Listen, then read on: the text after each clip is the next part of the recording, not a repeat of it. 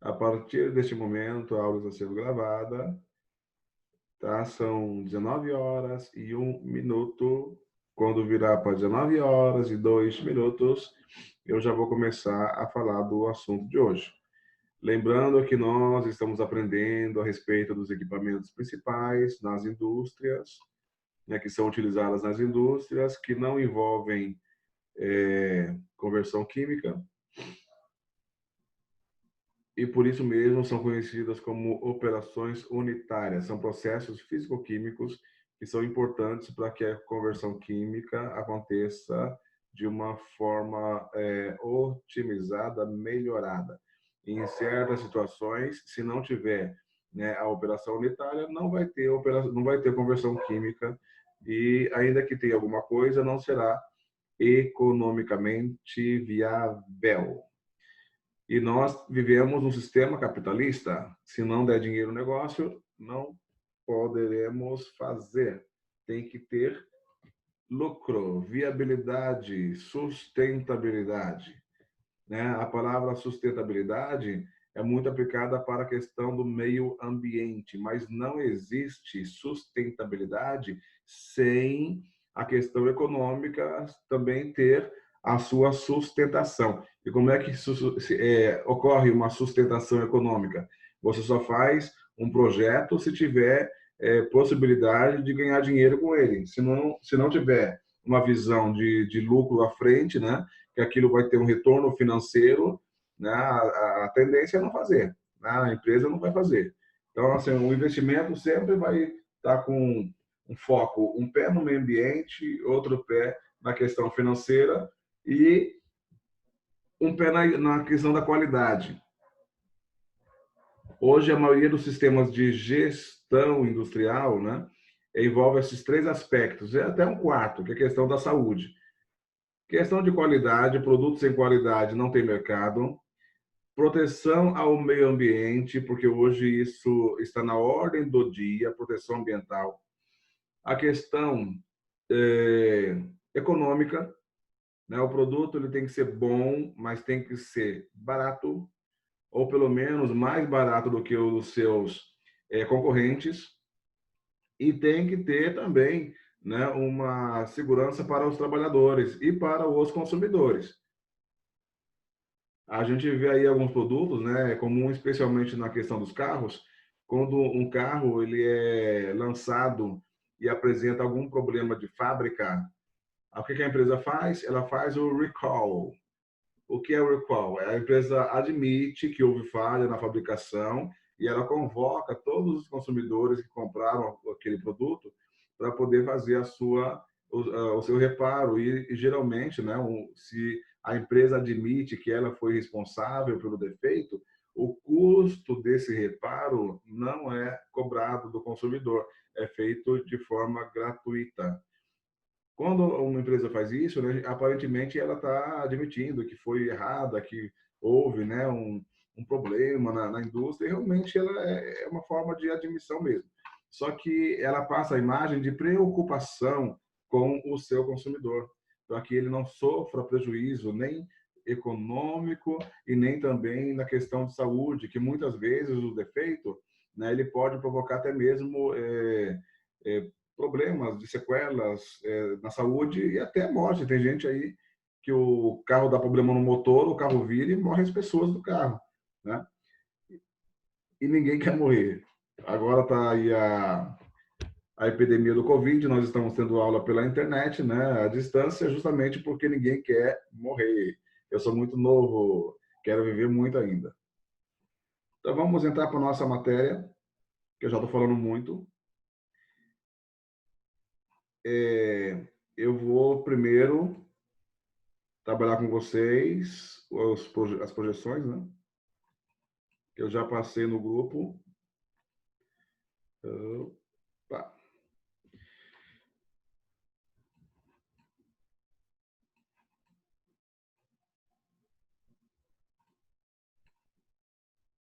Deixa eu meter mais um. Então, pessoal, o nosso tema de hoje é a respeito de caldeiras, né? Que é um equipamento industrial da maior importância. Praticamente todas as indústrias têm caldeiras. Aqui no Guarujá tem até alguns hotéis que têm, né? A gente, em situação normal, sempre faz uma visita na Associação dos Funcionários Públicos do Estado de São Paulo, que é um hotel que fica aí nos Astúrias. Eles têm caldeiras para produzir vapor, né? E com esse vapor eles fazem a comida do restaurante, tudo feito com vapor, né? A comida e também a roupa é toda lavada com a energia do vapor, é uma coisa assim impressionante. E a água que eles usam para gerar vapor na caldeira é a água do subsolo que eles tratam. Então, é uma indústria do turismo, né? Quando a gente ouve essa expressão, indústria do turismo, é difícil a gente imaginar que tem equipamentos realmente de porte industrial, mas esse restaurante tem. E sempre eu levo os alunos para conhecer, né? Que lá eles absorvem estagiários de química do 1º de maio para tratamento de água, da água que vai ser usada, né, tanto na cozinha, eles usam a água tratada lá para uso, né, geralmente uso de limpeza, porque embora a água tenha qualidade potável, eles atendem padrões de potabilidade, os, os usuários do hotel, se eles souberem que a água que sai da torneira para beber vem do subsolo, eles não aceitam água. Então existe um preconceito com isso aí, né? Mas a questão técnica é atendida. Dessa forma, eles conseguem diminuir o consumo, lá, o gasto, o pagamento de água para a Sabesp. Eles conseguiram reduzir em 50% mais ou menos o custo que eles gastariam, né, comprando água da Sabesp. E eles só não fazem isso mais porque existe um impedimento legal para isso. Eu não me lembro agora qual que é. Porém, fora de temporada, o sistema deles de produção de água consegue atender toda a demanda do hotel. Se eles quisessem ficar sem pegar água da Sabesp, ficariam. Assim, eu me lembrei. A Sabesp ela cobra a água e tem uma outra parte, quase metade do valor é cobrado de esgoto, né? Quem tem coleta de esgoto, metade da conta é pagamento pelo abastecimento da água, a outra metade é pelo esgoto. Como eles têm como produzir a água, mas o esgoto tem que jogar na rede da Sabesp, eles são obrigados a pagar pelo menos 50% aí do valor da conta de água, né? E aí por causa disso, eles acabam usando um pouquinho de água da Sabesp, até para garantir que os usuários do hotel tomem água tratada, né, do manancial, que não seja do subsolo. Mas voltando aqui para caldeiras, né? As caldeiras elas têm que ser bem cuidadas. Tem a pessoa que estiver lá trabalhando na condução da caldeira tem que ser técnicos, né, com conhecimento específico. Não pode colocar lá qualquer pessoa para cuidar da caldeira. Por que não pode? Por causa disso aí, ó. Risco de acidente, explosão e outros riscos gerais. Então, acidente com caldeira está na ordem do dia. A caldeira, se ela aumentar a pressão, ela pode explodir, e uma explosão de caldeira, ela arrasa toda a volta, todo o entorno dela. Quem estiver perto é jogado pelos ares e a maioria morre, perde a vida. O negócio não é fácil, não é brincadeira. Então, a operação da caldeira é muito importante, é fazer tudo direitinho, e é por isso que está incluído no nosso curso de Química. Muitos dos formados em técnicos em Química, né, não vão trabalhar em laboratório, vão trabalhar na parte da operação dos processos químicos. E dentre essas operações tem caldeira. Então, em algum momento, você vai lidar com caldeira. E tem que, pelo menos, conhecer um pouquinho. Então, vamos lá.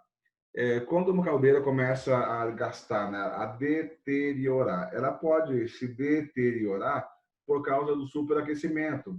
Lembrando que ela trabalha, na maioria das vezes, com combustível que pega fogo. Aí, esse superaquecimento ele pode acontecer por causa de quê? Aí tem algumas causas. Uma delas é a deposição nas paredes dos tubos. Então, a caldeira ela vai esquentando a água, né, que está dentro da tubulação. Nesse caso aqui, nós estamos falando de caldeiras aquatubulares, que a água passa por dentro dos tubos. Aí, quando a água tem sais, ela tem sais que se deposita na parede da tubulação, o que vai acontecer? Vai passar menos água por dentro dos tubos, vai ferver, ela vai virar vapor mais rápido. E se ela vira vapor mais rápido, ela consegue sair do sistema da caldeira também com mais rapidez. Consequentemente, vai ter menos água. Menos água vai ferver mais rápido. Ferver mais rápido sai antes do tempo. Aí a caldeira ela vai aumentando a temperatura interna, vai superaquecendo. Esse superaquecimento aumenta a pressão. Se não tiver o controle, pode desligar e consertar o que está errado. Acontece aí, ó. Boom, explode. A incidência da chama também. Então, a chama do forno, lá da caldeira, é igual a chama do fogão, ela tem regulagem. Então, existe uma quantidade lá ideal da chama para poder esquentar a água, a tubulação de água e produzir o vapor. Se essa chama estiver desregulada, estiver acima do normal, ela vai aumentar a temperatura, que aumenta a pressão e que pode provocar um acidente. Também a circulação deficiente de água, né? A chama pode estar direitinho, mas se a água que estiver entrando diminuir a quantidade, vai ter um superaquecimento e se não corrigir isso logo, pode acontecer, né, um problema de explosão, superaquecimento seguido de explosão. E a questão do material refratário. Lembra do tijolinho que a gente falou que fica na parte interna, que o calor bate no tijolo e volta para dentro da fornalha? Se tiver, né, digamos que é que nem azulejo, esse material refratário, pode descascar das paredes internas e isso aí vai impedir que o calor seja voltado para o processo, começa a aquecer parte das caldeiras, da caldeira e provocar uma perda de calor, né, que não está prevista no projeto. Isso aí pode causar desestabilização, superaquecimento e explosão. Então, esse é um dos motivos da caldeira ir para o beleléu. Próximo assunto, corrosão. Então, a corrosão ela pode acontecer pela seguinte razão, né? Aqui eu estou mostrando aí uma parte enferrujada da caldeira. Se for na caldeira aquotubular, que a água passa por dentro dos tubos, se essa água ela tem que ser tratada. Se tiver deficiência no tratamento de água com excesso de gás dissolvido, seja ele oxigênio ou gás carbônico, vai ter corrosão. Do lado de fora dos tubos, onde passa a chama, né, pode ter também deposição de sais de vanádio, que está no combustível e pode produzir ácido sulfúrico, porque ele catalisa a formação de ácido sulfúrico. E se essa caldeira estiver exposta ao tempo, ela vai tomar chuva, tomar sol, tomar vento, e essa chuva, sol e vento pode produzir ferrugem, né, e corrosão nas partes que ficam expostas ao tempo. O terceiro tipo de, né, terceira causa aí de deterioração das caldeiras é causa mecânica. O que a parte mecânica aí pode influenciar, né, no desgaste da caldeira? Uma que o material ele sofre fadiga, fadiga térmica. O que é fadiga térmica? Todo material, quando esquenta, ele sofre uma dilatação, daí esfria, sofre uma retração. Então, quando a caldeira é muito antiga, ela passa por esse processo muitas vezes, esquenta, né, dilata, esfria, contrai, dilata, contrai, dilata, contrai. Vai chegar uma hora que esse material ele vai perder essa elasticidade e vai ter rachaduras, né, que é chamada de fluência ou crack. E em algumas situações, quando a diminuição de temperatura é muito rápida, faz o barulhinho mesmo, crack, e você vai olhar na caldeira tem uma rachadura. Isso aí é provocada pela diferença aí, choque de temperatura, né, que é o terceiro item ali, choque térmico. Se tiver também problema na fornecimento de combustível, pode ter uma explosão na câmara de combustão.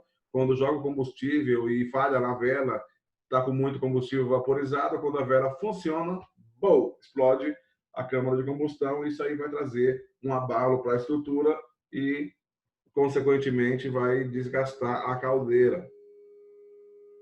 Ou uso impróprio de ferramenta de limpeza, né? Então, a gente vai ver mais à frente que a caldeira tem que passar por uma limpeza. Essa limpeza, se ela não for feita de maneira adequada, ela vai trazer também problema, se for usado errado, que algum tipo de material coloca dentro dos tubos, né? E se fizer errado, pode provocar, né, desgaste também. E o recalque das fundações. O que é recalque das fundações? A caldeira é um equipamento pesado, então precisa ter uma obra de engenharia civil, né, de cimento mesmo, de concreto, para colocar a caldeira em cima. Se essa essa fundação aí que foi feita para suportar a caldeira tiver um desequilíbrio, digamos que afunda uma parte de um lado, uma funda do outro, isso vai interferir no funcionamento da caldeira, e isso é uma questão mecânica. Pessoal, se alguém tiver pergunta, quiser fazer pergunta, pode me interromper em qualquer momento, tá? Aí vamos para os tipos de caldeiras, né? Caldeiras flamotubulares e tubos verticais. Aqui tem dois modelinhos, né? A fornalha fica embaixo, é um corpo cilíndrico separada por espelhos. Espelhos é a peça que está conectada aos canos, né? Onde passa aí a chama, os gases de chama, a água fica por fora, vai aquecendo, forma o vapor, tem uma saída de vapor, em cima é a chaminé. Aí dentro das caldeiras flamotubulares ainda tem a cornualha. Essa cornualha, né, vem lá da região da Inglaterra que tem esse nome. Não sei por que tem esse nome, é um nome estranho. Mas as caldeiras feitas lá, elas têm só um tubo que passa no centro, é simples. E por isso mesmo o rendimento é baixo. O outro tipo é caldeira Lancaster. Ela é parecida com a anterior, porém é mais evoluída. Ela tem pelo menos dois tubos, né, onde passam os gases quentes, pode ter 3 ou até 4. Algumas é só de tubo de passagem, né, passa direto, e tem algumas que vai e volta. Tem fogo de retorno, que chama. E aí tem a caldeira multitubular de fornalha interna. Essa multitubular, como o nome já diz, tem vários tubos, né, de fumaça. Ela pode ter de passagem direta, algumas tem passagem, vai, e tem uma volta, que é o retorno. E ela tem uma eficiência um pouquinho melhor, porque tem mais tubos na parte de dentro. O próximo tipo ainda de caldeira flamo-tubular são caldeiras locomóveis. Elas apresentam parede dupla, então a fornalha aqui é dentro, né? Ela é toda envolvida de água por fora, né? Essa água aí, ela é aquecida e produz vapor aqui em cima. Ela tem uma característica de ser fácil de montar e desmontar, então eu posso mudar de lugar com facilidade, e por isso ela é muito usada em serrarias e campos de petróleo. As caldeiras flamotubulares escocesas, né? Ela é dentro desse tipo flamotubular, é o modelo mais difundido que existe no mundo industrial, é destinada à queima de óleo ou gás e geralmente é usada muito em navios, né? Basicamente é usada para uso marítimo. Lembrando que navio hoje não é mais movido a vapor, mas eles usam caldeiras para poder fazer toda a movimentação interna, que o navio é como se fosse uma cidade. O navio ele tem uma série de processos internos que precisa de energia, e o vapor é muito utilizado nisso. Vantagens da caldeira flamotubular, né? Vantagem. Primeiro que é mais barato que a água tubular, exige pouca alvenaria e atende bem aumento de pressão. Então, dentro, claro, da especificação dela, que nem o máximo é 15 kg-força por centímetro cúbico. Se eu estiver usando 5 e preciso aumentar para 10, está dentro do limite de 15. Mas essa mobilidade ela tem com bastante facilidade. Agora, a desvantagem é o baixo rendimento térmico. A partida é lenta, porque tem muita água, né? O calor passa por dentro dos tubos, então demora para começar a produzir vapor. A pressão máxima de operação é 15 kg-força por centímetro quadrado, como eu já falei, e a capacidade de produção tem limite. Dentro desse limite, ela movimenta fácil, mas, porém, ela chega nesse teto e não consegue passar. E algumas caldeiras, elas colocam um economizador, superaquecedor, pré-aquecedor.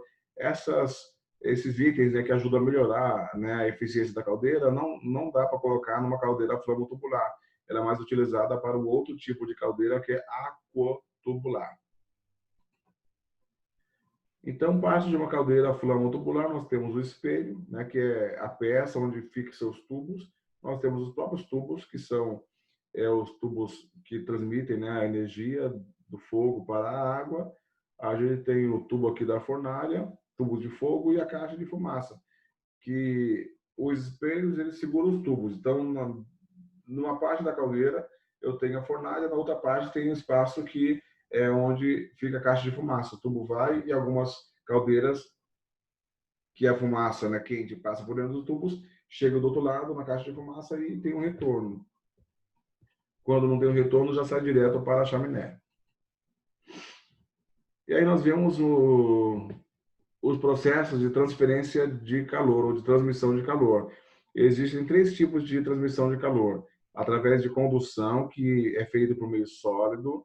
O meio mais conhecido, você pegar uma vareta de metal, colocar uma ponta no fogo, se ficar segurando ela, o calor vem pela vareta, né, até que esquenta a mão e você não consegue mais segurar. Em casa, a gente percebe isso quando está mexendo, por exemplo, uma concha de feijão de metal. Você vai mexendo no feijão, o feijão está quente. Aí você bota a concha, está fria. Ela esquenta, esquenta e o calor vem pela concha. Tem uma hora que você não consegue mais segurar a concha porque está muito quente. Outro processo é por convecção. Convecção é quando envolve um meio líquido gasoso. Então, o calor ele faz o ar circular, né? O ar frio desce, o ar quente sobe, e esse movimento que é chamado de convecção. Isso acontece com líquidos e com gases. Exemplo caseiro: o ar-condicionado, ele solta o arzinho gelado vai para o chão e faz o ar quente subir para cima. Esse movimento de sobe e desce, ele consegue diminuir a temperatura do lugar. Outro exemplo caseiro: café com leite. Você tem um café quente, bota leite frio, né? E você consegue equilibrar lá a temperatura do líquido, mas isso porque o líquido frio vai para o fundo, o quente vai para cima, até que se misture completamente e fique a meia temperatura. E o terceiro tipo é de radiação. A radiação não precisa de meio material para irradiar o calor, né? E nós temos o maior exemplo, é o sol. Você sai de manhã, qualquer hora do dia, né? Que tenha sol, o raio do sol ele esquenta, ele aquece. E o sol está a 8 milhões e meio de distância de quilômetros da gente. Em casa nós temos aí o exemplo do radiador, né, que é um aquecimento interno que não sai ar, só sai calorzinho. Outro exemplo de radiação em casa é a lâmpada incandescente, que hoje não tem muito, né? Geralmente as lâmpadas são frias, mas tem o forno. Quando você liga o forno para aquecer com ele fechado, você passa perto do forno, você sente aquele calor que até, né, esquenta a pele. Você nem encosta no forno, nem chega perto, muito perto, mas já sente aquele calor que vem por radiação. E às vezes é invisível, você não enxerga, só sente o calor. E aí vamos falar de eficiência energética da caldeira. Então, a eficiência energética da caldeira ela tem relação direta com o combustível que é queimado e a energia liberada dessa queima ela é convertida para produzir vapor. Então, quanto mais vapor eu produzir pela quantidade de combustível, eu vou ter aí uma medida de eficiência de caldeira. Então, aqui nós temos um exemplo, mais ou menos, um esquema, né? Um infográfico que mostra o calor total fornecido aí no forno, caldeira. A maior parte dele é usada para converter a água em vapor. Uma parte vai embora pela perda dos gases, né? E a energia sendo jogada fora no lixo. Essa perda aqui não é recuperada. E nós perdemos também nas paredes por isolamento. Essa perda aqui é aquela perda por transmissão de calor, porque o calor gerado ele perde como? Ele perde através de condução, que passa pelas paredes da caldeira, por radiação, que é perdido independente do material, e também por convecção, que nesse caso é representado pela perda dos gases exauridos. E isso representa dinheiro perdido. Então, quanto mais baixa for a temperatura que sai na chaminé dos gases, significa que maior está sendo a eficiência da caldeira. Então, fatores de eficiência da caldeira: a temperatura dos gases que saem na chaminé, né? Lembrando, quanto menor, melhor. A especificação do combustível: tem combustível que é melhor do que os outros. Exemplo aí que nós temos muito conhecido é do etanol e da gasolina para o carro, né? Por que o etanol é mais barato? Porque ele tem um poder calorífico menor. Então, eu vou precisar queimar mais álcool para andar a mesma quilometragem da gasolina. Eu gasto menos gasolina para andar a mesma quilometragem com álcool. Por isso que existe diferença. Na caldeira também eu posso ter variação de combustível. Possivelmente não álcool e gasolina, mas eu posso ter vários tipos de óleos que eu posso usar na caldeira, mas que um tem rendimento melhor do que o outro. Isso vem da especificação. E também do ar, né? Para queimar eu tenho que ter ar. Né? Se tiver ar em excesso, isso vai ter uma melhoria na queima do combustível. A temperatura do ar, quanto maior a temperatura, melhor a eficiência. Se eu tiver uma temperatura baixa no inverno, por exemplo, eu preciso queimar mais combustível, porque a elevação da temperatura vai exigir mais. E perdas por radiação e convecção, como nós já vimos lá atrás. E aí nós temos a caldeira Steam Master 4, que na apostila fala e eu também preciso falar dela. Qual que é a vantagem dessa caldeira? Uma que é de produção nacional, feita no Brasil, é barato, é fácil de instalar, muito eficiente, vida útil é longa, tem baixa perda de carga, tecnologia de baixa emissão. Então, o cara que fez a apostila disse que essa caldeira é que nem um fusquinha. É bom, barato, né? E no caso aqui, bonito, que Fusquinha eu não acho bonito, mas essa caldeira aqui é lindona.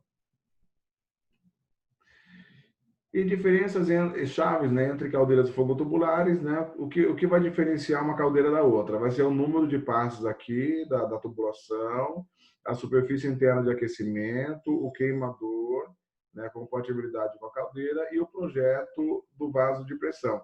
Então, são esses 4 itens que fazem diferença na hora de você escolher uma caldeira para instalar na sua planta industrial.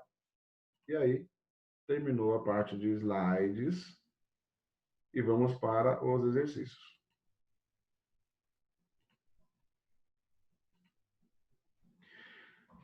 Exercício parte 2.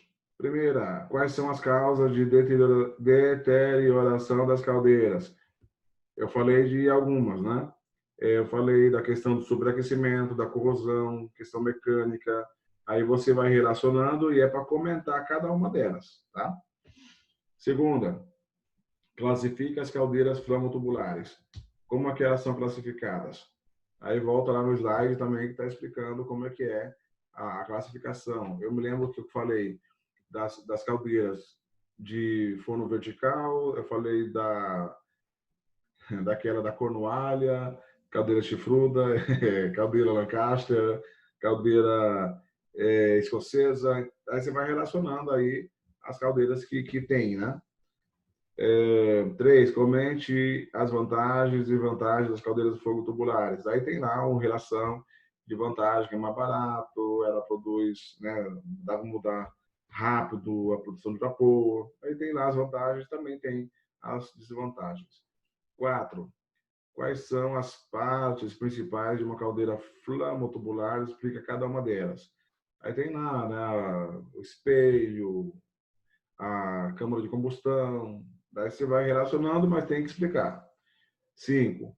Qual a diferença entre radiação, convecção e condução? Também tem uma tela falando só disso. 6. O que é a eficiência térmica de uma caldeira? O que ela mede?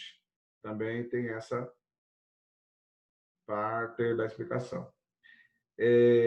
O que são perdas pela chaminé e por que representa desperdício financeiro?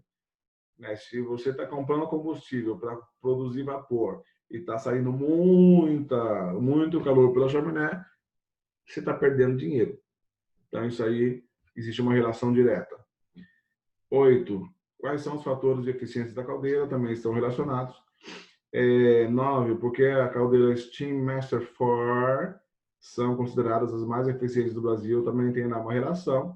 E quais as diferenças chaves entre caldeiras fogotubulares que determinam a sua eficiência na produção de vapor? Então, aqui é o nosso último slide. Tá? E, por último, sempre gosto de botar uma frase aí para vocês pensarem. Eu não sei falar inglês, meu sotaque é muito ruim, mas é de early bird gets the worm. O pássaro que acorda cedo consegue a minhoca. A tradução literal do inglês é essa, eu achei muito estranho, fui ver, né, o similar em português. Em português é Deus ajuda quem cedo madruga.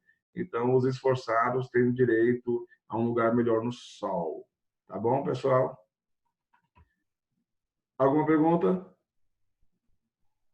Não, professor, obrigada. Não?